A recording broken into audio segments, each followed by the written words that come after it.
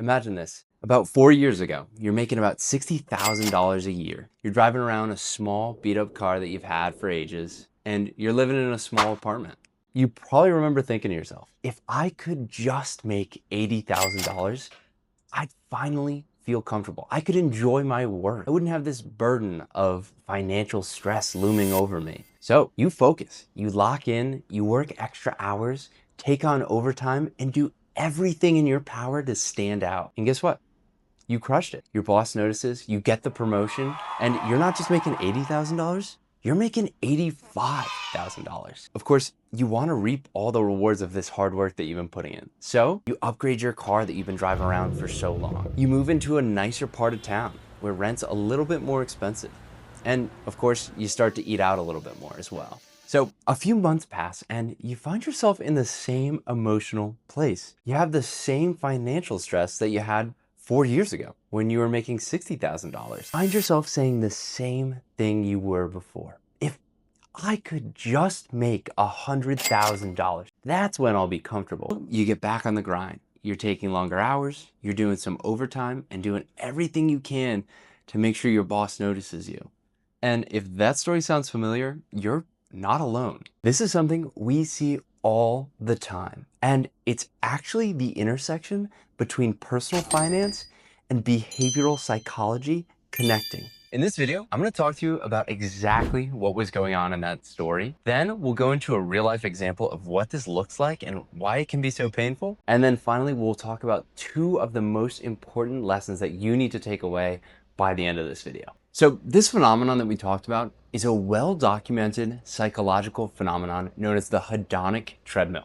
So when you land that new promotion, you're gonna feel great for about a week, possibly even a month, but then eventually you'll start to adapt. The new apartment, the nicer car, the fancy dinners, all of that seems so great at first, but it starts to become your new average. And once you hit that baseline, you might start noticing some of the cracks in your plan that you didn't realize initially. Sometimes you'll realize that the promotion that you got comes with a lot of extra work and hours that you have to put in. Or maybe it's just simply you got a new job and your new boss, maybe he's a jerk or you don't like the company you work at.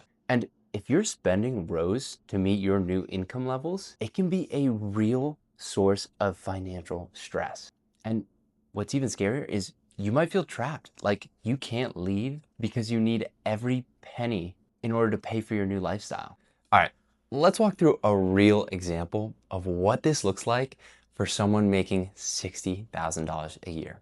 Now, after taxes, they're probably only taking home around $3,800 a month. And they pay, let's say, $1,100 for their house, maybe a modest $200 car payment, and they spend $700 on groceries, maybe $300 on dining out, and then $100 on subscriptions. Responsibly, they're putting away $1,000 into some form of savings. Now, look at this bottom line right here.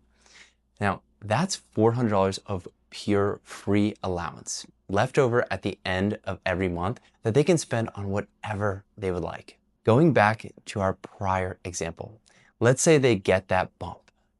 $85,000, $25,000 more than they were previously making. Now, on paper, that's a massive win.